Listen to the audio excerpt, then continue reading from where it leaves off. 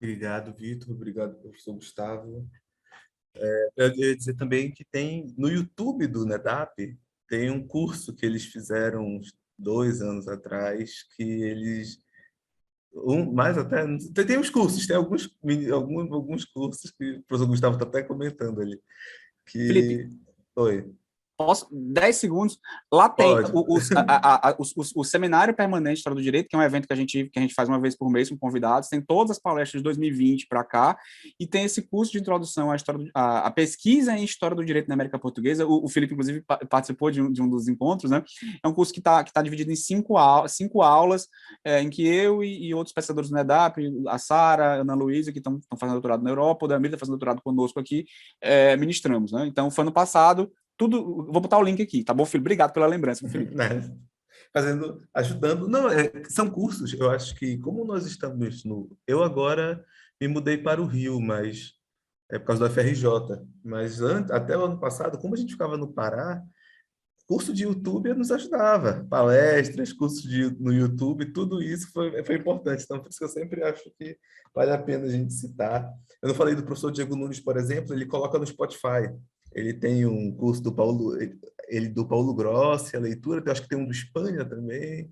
São cursos importantes para ajudar o contato nacional e ajudar o aprendizado de todos. Mas vamos continuar. Então, já está chegando a hora do almoço, né? Já temos que adiantar um pouco o nosso andamento. Mas agora nós vamos contar com a apresentação do professor Gustavo Siqueira. Professor, o professor já está online? Deixa eu olhar aqui que não está aparecendo. Checar. Já Já estou há algum estava aí há tempo algum aqui. tempo, já. Já. Ótimo. Então, não, só para eu não chamar. Então, o professor Gustavo, ele é professor associado e coordenador do programa de pós-graduação em Direito da UERJ. Ele é Visiting Scholar no Departamento de História de Harvard. É coordenador, já foi coordenador também na FAPERJ da área de Direito, avaliador, e é um dos principais nomes aqui que nós temos no Rio de Janeiro de História do Direito, e também é autor de várias obras que ajudam na construção das metodologias, tanto de trabalhos acadêmicos em geral, quanto também na história do direito. Então, é um nome excelente para estar aqui com a gente hoje, e eu passo a palavra para o professor Gustavo. E obrigado, Felipe. Quero agradecer o convite de vocês, saudar o professor Sandro, que organizou o evento, saudar o Diego e o Gustavo, que eu não vejo há algum tempo. Não vejo há algum tempo ninguém. Tá? E, enfim, como eu acho que está um pouco atrasado, eu vou tentar ser mais objetivo aqui, vou tentar não atrasar o almoço de ninguém aqui. Tá? Eu fiz uma apresentação, deixa eu ver se ela abre aqui, mas eu queria falar coisas bem simples para vocês, né? Não vou fazer uma fala mais aprofundada e vou deixar para falar de alguns temas de pesquisa um pouquinho para o final. Tá? De fato, enfim, a vida toda é estudante, né? E às vezes está sempre iniciando coisas novas. Então, na verdade, apesar desse primeiro nome ousado, né, eu queria chamar de sugestões para jovens pesquisadores. Minha esposa briga comigo todas as vezes que eu uso essa frase, mas eu gosto de usar, tá? Porque no fundo eu acho que, não sei se eu me considero jovem, mas acho que é bom falar com os jovens, enfim. Então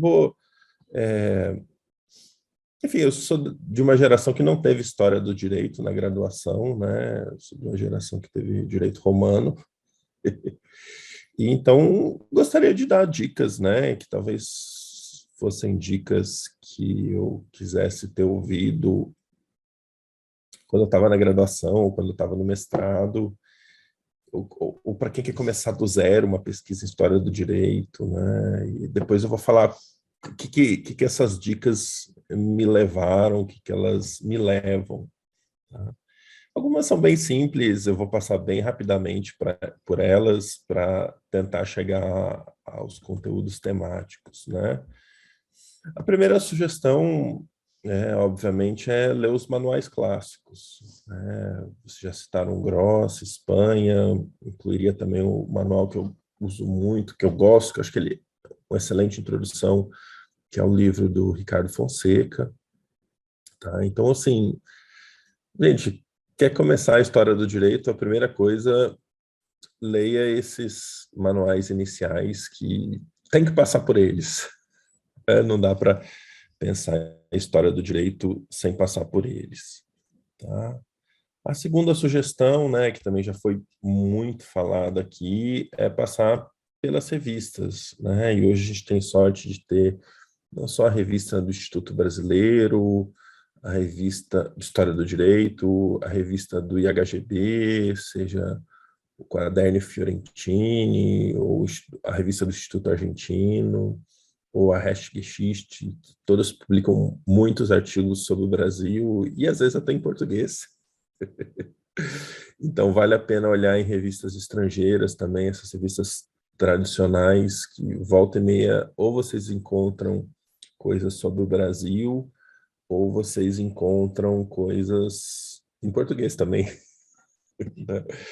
É, então, passando esses dois momentos de leitura, né, que eu acho que é fundamental, qualquer um que quer pesquisar, gente, primeiro, antes de pesquisar, faz uma revisão bibliográfica, leia, conheça bem o tema, né, saiba o que já se escreveu, o que está se debatendo sobre o tema, e depois você pense nas fontes. Que dados você quer, que dados você tem acesso, que provas, né? Acho que todo mundo que estuda a história do direito sofreu um pouco com a pandemia, com o fechamento dos arquivos, né? Com o fechamento da Biblioteca Nacional, e outros, né, que estudam século XX ou XIX, correram para a hemeroteca, né? Que é digital e que continua sendo uma excelente fonte de pesquisa. Então, quem precisava de muita fonte ou de fonte para pesquisa nessa pandemia correu para a hemeroteca, e para outros arquivos que digitalizam, existem arquivos fora do Brasil que também digitalizam, então vale a pena. O próprio STF, se vocês pedirem, eles mandam digitalizados algumas obras, algumas sentenças, então acho que vale a pena procurar, nesses tempos de pandemia, que se tudo der certo, estão acabando, fontes online que de fato facilitam muito, né? Então, enfim, e às vezes conversar com os colegas, né? Quem nunca guarda uma fontezinha em PDF em casa, né? Já recebi muitas, então acho que às vezes vale a pena conversar com as pessoas aí, volta e meia o colega tem aquela foto, aquele PDF que ajuda vocês, tá? A terceira sugestão, né, seria, de fato, assistir eventos, né? Às vezes os eventos são a explicação de teorias, ou a preparação para artigos, ou resultados de artigos são apresentados em eventos, né? Então, acho que vale a pena acompanhar eventos como esses, né? Olha, o que tal professor está pesquisando, né? Isso é um artigo que ele está fazendo, ou que ele já fez, né? Então, é uma dica que eu acho importante. E tudo isso para achar, né, essa última dica inicial, antes de eu entrar em conteúdos, assim, de história do direito, um tema que te empolgue, né? Um tema que você olhe, seja ele do século XVII, ou seja ele do século XXI, que empolgue e que faça você querer, sei lá, entrar no arquivo, ir atrás de fontes, de processos ou de notícias nos jornais, né? E baseado nisso, né, eu separei alguns temas de pesquisas aqui, mais ou menos para explicar como que o arquivo às vezes é acaso e como que você gosta às vezes muda, ou como que você pode encontrar temas que você queira pesquisar ou que te empolguem fora da rotina normal, né? A minha pesquisa inicial, né, enfim, eu estudei o fenômeno da greve, mas poderia ter utilizado outros, né? Minha pergunta era para o início do século XX, final do XIX, início de XX, o que acontece quando o direito vira crime? Né? O que acontece quando o direito de greve ou a greve é criminalizada, né? Como que os juristas reagem? Como que eles se revoltam ou não se revoltam? Então sempre me preocupou, né? Isso não é só uma preocupação que existe com o direito de greve ou só com esse período, né? Como que os juristas no sentido amplo, né? Não só aqueles que cobram dinheiro a juros, como que eles reagem quando um ato que é direito vira crime, né? Ou também no caso da greve, né, quando um crime vira direito, né? E a greve tem essa peculiaridade, ela era direito na Primeira República, durante o governo Vargas ela vira crime e em 46 ela vira direito novamente, né? Então sempre me preocupou a reação dos juristas a essas indas e vindas, sempre me tentei entender como que eles pensavam e se o direito de fato era o que estava escrito, ou se eles se entregavam ou reagiam a movimentos ditatoriais. Isso acabou me levando a caminhos que eu jamais esperava, né? Um deles foi quando eu estava lendo a Constituinte de 34, né? Inocentemente procurando os debates sobre a greve na Constituinte de 34 e descobri que durante a Assembleia Nacional Constituinte de 34 tinha sido lido um parecer do Hans Kelsen sobre a Constituinte de 34. Né? E para quem pesquisar greve era uma coisa que fugia muito do meu tema, mas diante do impacto da fonte, né, e de uma conversa com colegas de teoria do direito que não tinham a mínima ideia. Alguns até sabiam da existência desse parecer, mas não tinham a mínima ideia de como ele chegou, como ele foi feito, por que ele foi feito. Né? Existiam pessoas que falavam que o Kelsen falavam sem provas, né? Falam sem provas, que ele tinha recebido dinheiro da ditadura Vargas. Essas, eu ia falar, essas histórias que às vezes as pessoas contam e inventam sem fontes, né? E daí isso me empolgou a fazer uma pesquisa sobre o tema, né? Não só sobre o parecer que ele fez da Constituinte de 34, e isso me levou à presença dele na não física, né? A presença dele na Constituinte de 34, como ele foi citado, como ele foi debatido, e o que me acabou me levando, né, também a uma pesquisa que essa foi um pouco mais difícil, mais longa, sobre a visita dele ao Rio de Janeiro, né? Então ele visitou o Brasil em 1934, ficou alguns dias, fez várias palestras, fez muitos contatos, e ao contrário do que se falava, ele não deu uma única palestra, enfim. Então, coisas que vão surgindo por acaso, né? Eu costumo falar que você está dentro de um arquivo e tropeça numa fonte que você jamais imaginava. Então, eu era um pesquisador de greve, né, interessado nesse fenômeno da greve no início do século XX, e me deparei literalmente, com Kelsen batendo na minha porta. E acho que isso é pesquisa também, né? E só óbvio que só vai entender ou perceber isso quem está no arquivo, quem está conhecendo, quem está procurando fontes ou procurando literaturas para fora do comum. E, enfim, trabalhei muito até falar, olha, chega, já deu, parei, mas de fato existe ainda muita coisa em história do direito que não se foi pesquisada no país, né? Então, história do direito no Brasil é uma disciplina recente, acho que todos vocês devem saber, já sabem um pouquinho disso, mas especialmente é uma disciplina com com publicações boas, né, com excelentes trabalhos, mas com um período muito grande não estudado, né? Então, se vocês pegam um livro de direito civil, né, um manual de direito civil, provavelmente ele não vai falar nada, absolutamente nada, sobre o Estatuto da Mulher Casada, sobre a lei do divórcio, ou, ou sobre, enfim, sobre as leis de guarda da ditadura Vargas, né? Então, a história do nosso direito ainda no Brasil, em muitos temas, né, isso tem mudado, mas é uma ilustre desconhecida. E isso me levou também a uma preocupação, né, essa questão dos manuais, a tentar relacionar um pouco das minhas pesquisas a essa indignação que eu sentia quando das leituras dos manuais.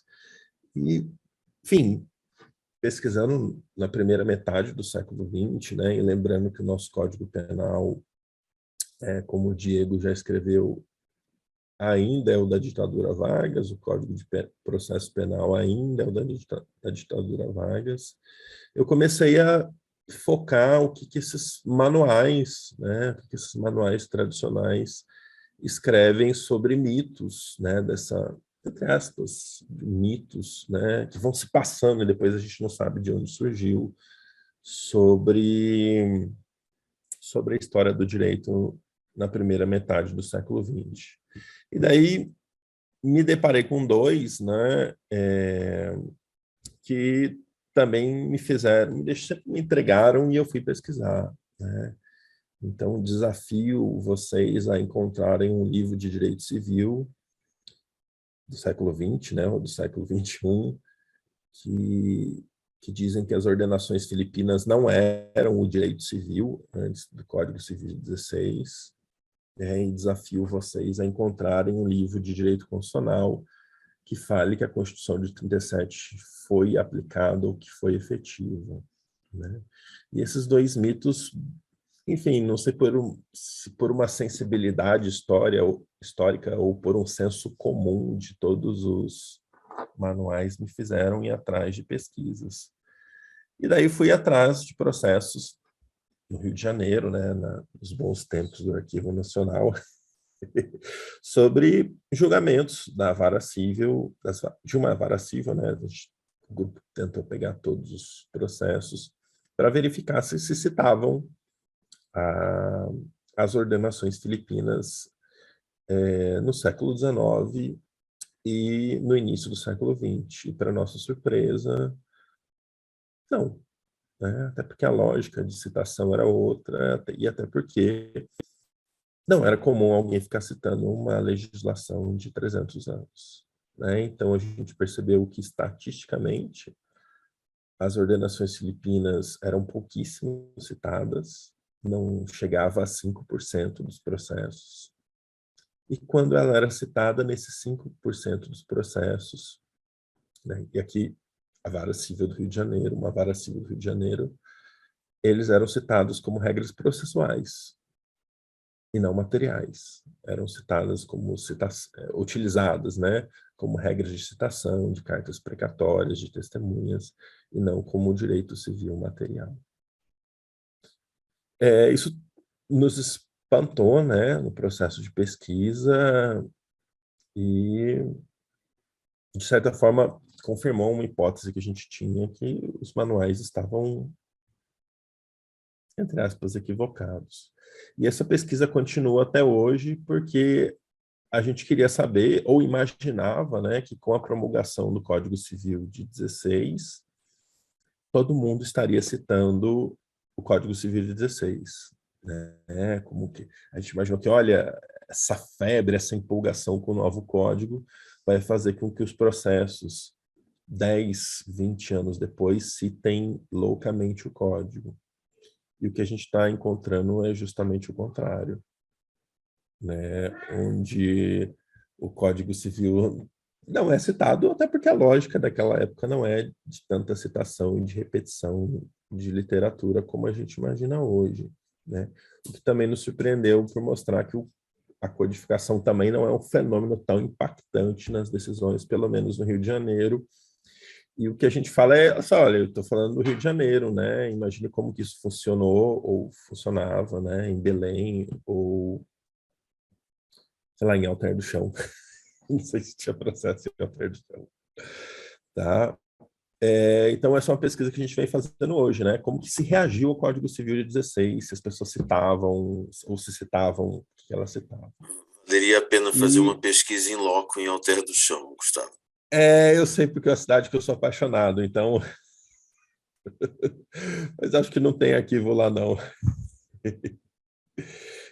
E uma outra que a gente fez pesquisa aqui no grupo foi sobre a Constituição de 37, tá? Então, se vocês olharem a fina flor da doutrina constitucional brasileira, não vou chamar de doutrina, de literatura constitucional brasileira, todos vão falar que ela não existiu ou que ela nunca foi aplicada.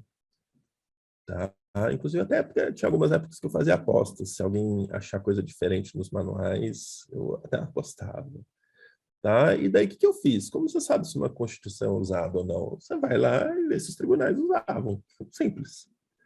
E o que se percebeu é que todos os estados brasileiros, inclusive o STF, citavam a Constituição de 37. E não citavam somente nos artigos de organização do Estado, citavam em direito de família, citavam uma série de regras. Né? E o fato dela ter sido uma Constituição outorgada, uma Constituição que marca a ditadura, não impediu ela de que os nossos tribunais a citassem, né? E a utilizassem como bases para as decisões, né? O que nos surpreendeu muito, né? Eu tinha esperanças que a Constituição de 37 era pouco usada, e esse processo de pesquisa viu que, de fato, os tribunais continuavam usando ela durante muito tempo. E grande parte dos nossos autores de direito constitucional usavam uma alegação do Pontes de Miranda para dizer... Pontes de Miranda escreve isso em 46, né? E ele diz em 46 que a Constituição de 37 jamais foi aplicada. Mesmo Pontes, que em 1938 dizia que a Constituição de 37 era a verdadeira Revolução Brasileira, né? E que, em alguns aspectos, a Constituição de 37 era até mais democrática que a de 34. Então, isso também nos surpreendeu, e agora, enfim, talvez queimando um pouco minha língua, eu tenho me voltado a ler as obras constitucionais de Pontes de Miranda, então eu tenho, enfim, fazido essa ligação dessa primeira metade do século XX para entender pós-37, né, como que foi possível essas mudanças de concepção sobre o que era a Constituição ou não, tá? Ou da aplicabilidade ou não, tá? Então, pessoal, eu só queria dizer para vocês, então, como que essas dicas que, de certa forma, me foram dadas ou por livros ou por palestras, elas foram me jogando em pesquisas que eu não sei se eu posso chamar de microhistória, né? Não sei se são, definitivamente não são uma história de longa duração, mas são pequenos elementos, né? E que eu, às vezes, fico tentando entender como que os manuais descrevem esses períodos para ver se eles estão simplesmente repetindo coisas antigas e coisas que se fala pouco ou que se pesquisa muito pouco, né? Eu acho que talvez a área da história do direito no Brasil seja isso, uma área que você tem excelentes pesquisadores, né? Mas uma área que se fala muito, né? E que poucas pessoas fazem pesquisas. Então, acho que talvez seja uma área que vale a pena investir ou pensar em pesquisas, até para a gente não ficar repetindo coisas erradas, né? E uma última coisa que eu confesso a vocês, isso foi mais ou menos em 2015, e eu estava lá fazendo as minhas pesquisas sobre história da greve e me deparei com uma decisão do STF, né? Uma vez o Samuel Barbosa me falou que às vezes a gente está na hora certa, né? E me deparo com uma decisão do STF sobre greve, né? Era um julgamento bem esperado, onde o ministro, para minha felicidade, mas talvez infelicidade geral da nação, fez um histórico e começou a falar da greve em Ramsés III, né, o grande Ramsés III, né, 12 séculos antes de Cristo, para chegar na Constituição de 88. Tá? Então, isso obviamente me fez parar algum tempo, né? Eu estava estudando greve, né? E falei, peraí, eu vou escrever um artigo sobre isso. E acabou sendo bem difícil para mim, porque eu pude constatar que de Ramsés III até 88 estava tudo errado no voto, o que me surpreendeu também. Eu achava que ia ter coisas historicamente corretas no voto. Eu acho que até tem uma ou duas, assim, nesses 30 séculos, né? Então, acho que a nossa função, às vezes, como pesquisadores, como pesquisadoras de história do direito, é também os constranger, né? Constranger os ministros do STF a falar assim, olha, se você não leva a sério, a gente vai levar, né? Eu acho que essa é a função da pesquisa na universidade, ser um olhar crítico em relação às instituições. E confesso que esse artigo me deixou muito feliz, né? Até porque eu pude fazer uma citação do famoso El Chan, né? Que gravou aquele grande clássico, O Brasil no Egito. E daí, finalmente, consegui perceber que o El Chan já estava prevendo tudo isso, né? E agora eu só estou esperando o artigo sobre, ou o voto, né? Sobre o Brasil com o Havaí, ou o Brasil com o Japão, que provavelmente alguém vai nos brindar. Tá? Então, sugiro todas as dicas, né? São todas as sugestões para que a gente, de fato, faça ou se proponha a fazer pesquisa séria, com fontes, com dados, com provas, porque, infelizmente, né, aqui estou usando um exemplo do STF, enfim, poderia usar de outros tribunais, a gente realmente precisa levar a sério a história e realmente precisa levar a sério o direito. Então, pessoal, peço desculpas aí pela brevidade, né? Eu já tinha falado com o Sandro, acordei um pouco febril hoje, espero que, sim, acho que você está percebendo pela minha voz, espero que vocês estejam bem, daí fico aqui se vocês tiverem alguma dúvida, sugestão, ou, enfim, não dá para jogar ovo, nem tomate, mas fiquem à vontade. Muito obrigado, pessoal. Obrigado, professor Gustavo. Aqui dá, mas dá para reagir, ó, com palmas. Aqui dá para... Nos anjos. Nós temos reactions. Eu fiquei até feliz que eu olhei, meu Deus, será que tem uma reação muito negativa aqui na UFA? Eu até fiquei curioso para saber se teria. Deve ter chorando, né? Tem essa daqui, ó. Pode ser o não. Mas muito obrigado, professor Gustavo, pela palestra, pela participação, como o senhor mesmo comentou, né, no estado de saúde que não é o estado pleno. Então, obrigado por ter disponibilizado esse tempo para nós, para um grupo que, enfim, chegando agora no final do dia, a gente só tem a agradecer, né? Nós conseguimos manter uma média, às vezes a gente começa uma palestra com 100 pessoas e acaba com 10. Aqui não, nós estamos conseguindo começar, nós começamos com 50, 8h40, 8h50 da noite, estamos acabando com 43 e mantendo a média ali dos 44, 46, porque eu acredito que a qualidade, né? A qualidade de vocês é excelente. Eu não sei se as outras pessoas gostariam de fazer perguntas, como até pela sua... pelo seu estado no momento. Tinha uma pergunta, mais uma curiosidade. Não, pode falar. Uma curiosidade. Como foi seu primeiro dia no arquivo? Acho que essa é Boa pergunta. Felipe, eu tenho algumas experiências para falar com arquivo, sabe? A minha tese de doutorado, eu pesquisei no arquivo da Unicamp, tá? E eu fui mais ou menos, sei lá, no segundo ano do doutorado e depois no último. E, enfim, é muito diferente do que era hoje, né? E é um arquivo pequeno, e lá a gente olhava até esqueci o nome, naquela... Passava numa tela o jornal, a gente ia rodando, sabe? Eu esqueci o nome. E era um arquivo pequeno, super organizado, bem tranquilo.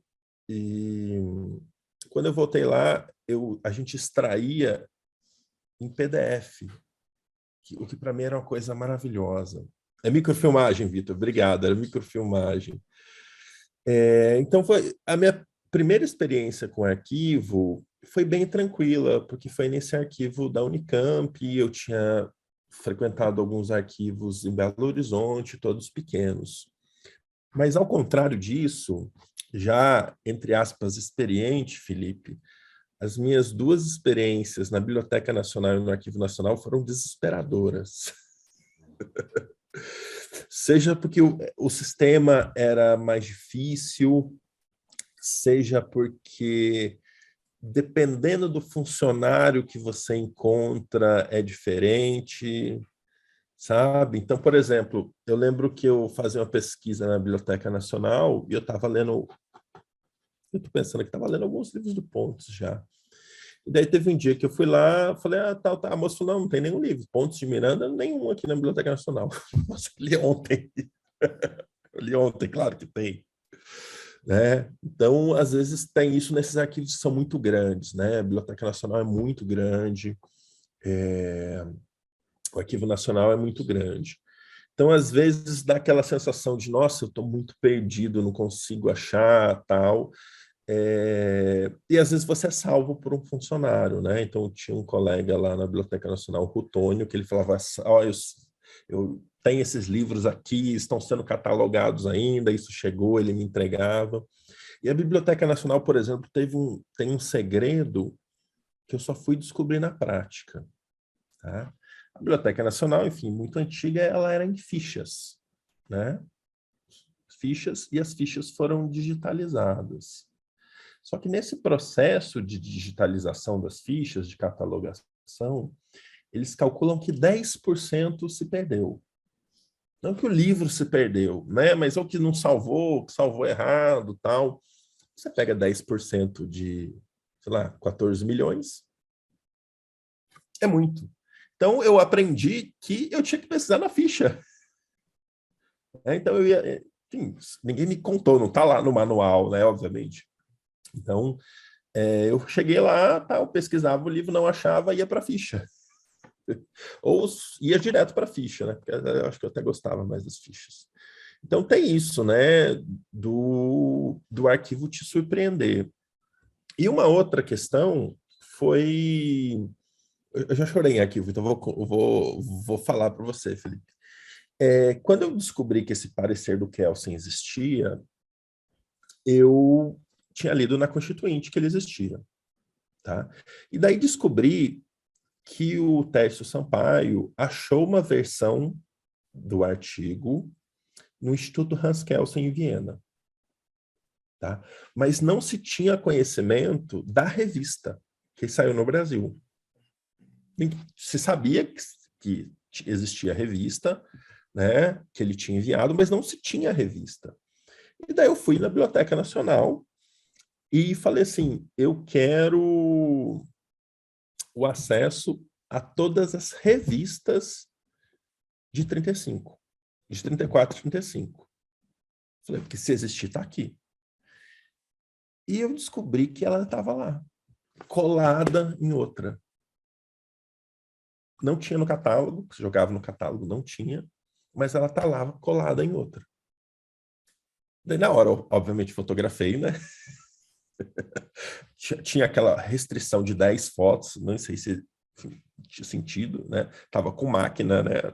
Não tinha nem celular bom na época. E daí tirei todos, sei lá, tirei 20 fotos, 30. E, pô, isso para mim foi uma emoção, que era um documento que estava perdido ali, né?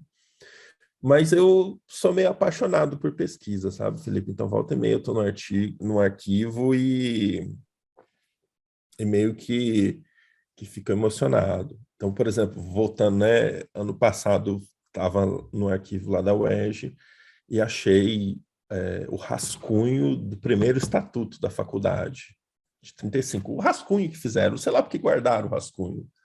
Né? Também fiquei super empolgado. Então, eu, enfim, acabo me empolgando em arquivo, porque ele já me deu muitas coisas, sabe? Então, acho que realmente quem gosta de pesquisa, quem gosta de história, vale a pena. Enfim, arquivo digital, enfim, ou bibliotecas, você sempre acha coisas que são inimagináveis às vezes. Obrigado, professor. Inclusive, eu ia comentar sobre esse esboço que o senhor encontrou, porque eu lembro que eu vi, acho que no Instagram do seu grupo de pesquisa, divulgaram e tudo mais, Uhum. os documentos, vale também a pena seguir. Agora, o professor Vitor tem uma pergunta, vou logo passar para ele para dar andamento. Vitor? Felipe. Professor Gustavo, essas dicas iniciais, as 5, elas são de extrema importância, né? Uma consolidação de uma realmente um caminho um pouco menos traumático para novos pesquisadores. Isso foi talvez um dos pontos que a gente precisa explorar um pouco melhor. Mas o senhor, eu coloquei até aqui no chat, tem um livro, né, um manual de pesquisa em direito, mais um manual de metodologia, né, que eu acredito que eu queria escutar um pouquinho mais. Ele afunila, ele pode, por exemplo, nos dar mais, né, elementos para a gente, pelo menos, explorar um pouco mais e utilizá-lo como base. No nosso grupo, por exemplo, não tenho, Uhum. infelizmente, o livro, coloquei aqui o link, mas é uma coisa que a gente deve, acredito, providenciar nos próximos tempos, já que agora que o grupo fechou os 6 primeiros meses, né, de atividade, e a gente está com um horizonte aberto. Queria lhe ouvir um pouquinho mais se esse livro Uhum. pode nos ajudar muito. Vitor, eu comecei a dar aula de História do Direito, né, no mestrado e no doutorado da UERJ. E todos os alunos que iam fazer minha matéria iam para fazer um histórico, da Grécia até 88, sabe? E eu fui vendo que era rotineiro. Tinha aqueles que gostavam de História do Direito, queriam pesquisar, mas grande parte dos alunos que iam fazer minha matéria de História do Direito eram alunos que estavam lá porque queriam fazer aqueles históricos que eu já criticava na primeira aula, etc, etc. Aquele histórico de jurista tradicional, quero falar da Babilônia, quero falar dos gregos, tal. E eu falei, quer saber? Isso foi em 2013. Falei, quer saber? Eu vou dar aula de metodologia, que eu não aguento mais. Não aguento mais. Falei, eu vou dar metodologia no segundo semestre. Quem entender o que é a história do direito, vou dar a história do direito no segundo semestre. Coisa que eu faço até hoje. E fui ver que, enfim, ninguém ensina a gente a pesquisar. Ninguém ensina. Sabe? Eu aprendi com contato com o pessoal da história, das aulas de graduação de história que eu fiz, né? Alguns professores de metodologia que eu tive, mas ninguém ensina. E é fácil, entre aspas, é fácil, entendeu? Eu falei assim, peraí, mas deixa eu olhar os livros de metodologia, né? E hoje, enfim, você tem alguns livros bons, né, que eu gosto do pessoal da FGV de São Paulo, mas os principais livros de metodologia que as pessoas usavam começavam com questões filosóficas. É possível o conhecimento? E eu falava assim, gente, não quero discutir se é possível o conhecimento, eu quero explicar o que é problema de pesquisa. Tá? E daí eu fiz esse manual que eu falei assim, eu tenho que chamar de pequeno manual, porque eu queria que ele fosse pequeno. Questão estética, eu gosto de livros menores. E queria que ele fosse de fácil acesso, sabe? Que qualquer um entendesse o que é um objetivo específico, O que é uma pergunta de pesquisa, sabe? E fui usando o material, as coisas que eu escrevia, enfim, para os alunos, né? Coisas que eu tinha rascunhado, e aproveitei um pouco do começo da pandemia, né? E lancei ele em 2020, né? A primeira edição saiu em 2020. E felizmente, assim, tive, enfim, muitas reações positivas sobre o livro e tal. Acabei virando professor de metodologia em muitos lugares, né? Então, foi assim que eu caí na metodologia, né? Eu dava aula de história, um colega que dava aula de metodologia, ele dava aula de ABNT, né? Eu falei, então, peraí que eu vou assumir isso, tal, etc. E falo para meus alunos, meu amigo, tem aplicativo que faz investimento na Bolsa de Valores. É óbvio que tem aplicativo que faz citação. É óbvio, e são excelentes, não tem que ficar aqui e tal. O que eu quero te ensinar vocês é como fazer uma pesquisa, né, que é o mais difícil. Né? Então, foi assim que eu acabei caindo, Vitor, na metodologia e felizmente aí esse livro fez um sucesso que eu fico feliz, tá? Apesar de ser um pequeno manual, tá? Inclusive no final eu falo assim, olha, não cite esse livro, que ele é para iniciantes. Perfeito. Então, eu acho que vai nos ajudar muito no afunilamento dessas dicas e no nosso caminhar de pesquisa. A gente espera o grande, tá? Estamos esperando o grande manual de pesquisa. É um projeto de vida, eu pensei, mas vai demorar uns 10 anos ainda. Muito interessante. Inclusive, eu estou acabando de corrigir meus trabalhos do primeiro semestre de História do Direito dos alunos, e é bem interessante essa questão de explicar para eles recorte. Quando eles têm um trabalho, os trabalhos são curtos, mas o recorte para eles é difícil. A ideia deles é sempre querer fazer um trabalho grande. Não, professor, vou falar do Império até a República. Não vai dar, calma, vamos com calma. Mas é um ponto interessante, desde o calor, mas aparentemente mesmo na pós-graduação ainda é um problema vivo. Felipe, Oi, só então, aqui dar uma palavra passa a bola. e de agradecimento também ao Gustavo Siqueira. Foi um prazer poder ouvi-lo aqui, Gustavo. Muito obrigado também pelo esforço de estar aqui conosco e manter aí o compromisso, apesar do problema de saúde. E realmente conheço o seu livro de metodologia, já tive a oportunidade de indicar, inclusive, algumas dicas de metodologia que o próprio Gustavo tem colocado sempre e partilhado no seu perfil do Instagram. E eu costumo começar a minha disciplina com os meus orientandos e futuros orientandos na pós-graduação, numa disciplina da história do direito, que é a história do direito público, exatamente com a questão da necessidade de refinarmos a pesquisa, mas não apenas numa abordagem epistemológica, mas de construirmos os instrumentos ali, disponibilizarmos os instrumentos para os alunos, a começar pela necessidade de um debate e um refinamento do problema de pesquisa e da hipótese, partindo do pressuposto que não vamos falar de Deus e seu tempo, né? Porque se fosse assim, bem, não há como fazer efetivamente uma pesquisa científica, porque falaremos sobre tudo em absolutamente todos os tempos. E essa questão com que me identifico muito, que mencionaste ainda há pouco, do interesse pela história do direito ser para construir aqueles primeiros capítulos das dissertações que nunca se comunicarão com absolutamente nada do restante da dissertação, é sempre um desafio para os professores da história do direito, e um debate metodológico muito sério como o que fazes nos ajuda muito com isso. Então, um prazer tê-lo aqui e um agradecimento pessoal também por essa tua participação e pela tua fala. Colegas, eu que agradeço. De fato, a minha paixão é a história do direito, é a área que eu gosto, né? Então eu vou para um arquivo assim, né? Tem aqui na minha mochila até um processo de um arquivo que eu estou indo deixar um processo comigo. É a minha área. Mas eu eu gosto tipo de metodologia porque eu aprendo também, né? Eu costumo falar assim, olha, quando eu dou aula de metodologia para um aluno de direito civil, eu aprendo direito civil porque eu estou desatualizado, né? Eu sei do Código 16.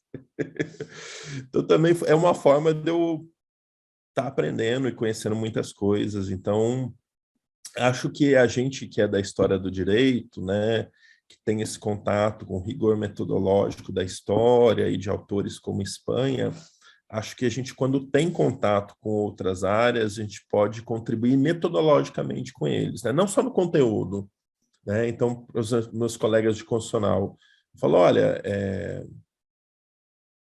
não quero te ensinar o direito constitucional aqui, mas quero mostrar que talvez você tenha que olhar fontes e com mais segurança. Então, acho que a história do direito contribuiu para a minha formação com isso, né? Então, posso dizer que grande parte do que eu aprendi de metodologia foi nessa lógica de história do direito. Eu agradeço aqui numa lembrança ao professor Geraldo Mártires Coelho. Eu me lembro na época que é um grande historiador no Pará, e quando eu comecei a desenhar o projeto da minha dissertação de mestrado, parte dela seria sobre a investigação de alguns arquivos do Conselho Ultramarino, que diziam respeito ao Pará. E quando ele leu o projeto, eu tinha acabado de entrar no mestrado, estava definindo ainda exatamente o que fazer para cá, em Lisboa, que é onde eu estou agora, isto em 2001. O professor Geraldo olhou o projeto e disse, meu caro, se não definires aqui uma metodologia mais substantiva, tu vais chegar para pesquisar os arquivos do Conselho Ultramarino no Palácio da Ajuda, aquilo vai dar 1 quilômetro de documento para você estudar. Então, foi a primeira vez que eu me dei conta de que preparar um projeto não é apenas alguma coisa chata, é alguma coisa essencial. Então, o chato compensa-se aqui com uma questão de sobrevivência e viabilidade da pesquisa. Mas isso depois da faculdade. Na faculdade, absolutamente nada disso tinha sido dito. Obrigado, Gustavo. Eu que agradeço, tá? Só digo que o próximo tem que ser presencial, tá? Ou em Belém, ou em Santarém, mas preferencialmente em Alter do Chão. Vivi 2 anos lá. Tá? Se possível, na época de cheia, porque eu já fui na época de seca. Tá? E sou apaixonado, então qualquer coisa em Santarém, pode ser a área que for que eu vou pesquisar para ir. Vamos pedir patrocínio do restaurante do Casa de Saulo, né? Já aproveita. Nossa, podemos fazer o almoço lá no Saulo. O Saulo foi meu aluno, hein? Então foi tem meu aluno desconto em já. Santarém. Exato. Oh, então nossa, combinado. Perfeito. Muito Professor obrigado, Sandro. pessoal. Muito obrigado. Obrigado, professor Gustavo. Professor Santos, o senhor quer falar mais um pouquinho para a gente encerrar? O senhor gostaria de encerrar o evento? Não. Vamos apenas fazer aqui a comunicação, então, final para encerrar essa próxima parte e já iniciar daqui a pouquinho a segunda. Voltar a apresentar aqui em nome do Programa de Pós-Graduação do SISUPA e do nosso grupo de pesquisa, o Iudex Perfectus, também com a presença do professor Vitor Russo e do professor Felipe aqui, a nossa profunda gratidão ao professor Gustavo Siqueira, ao professor Gustavo Cabral, ao professor Diego Nunes e a todos que estiveram aqui e nos acompanharam nessa primeira etapa, que já começou com o pé direito a essa primeira atividade comum aqui do nosso grupo. Então, realmente, de coração, pessoalmente, profissionalmente, em nome do nosso grupo do programa, agradecer renovadamente a dedicação e a inteligentíssima participação de cada um dos nossos conferencistas hoje. Nós voltaremos na hora de Belém às 14 horas, talvez possamos combinar aqui 14h30, já que terminamos um pouquinho além do horário, nada que história e programação. Mas podemos voltar às 14h30 já para a segunda etapa, que é com a socialização dos painéis de produção dos papers das 3 linhas que compõem o grupo. Então, daqui a pouco, o professor Vitor Russo divulga o link dessa próxima reunião. E por aqui encerramos, então, a primeira etapa. Muito obrigado, um bom almoço a todos e até às 14h30.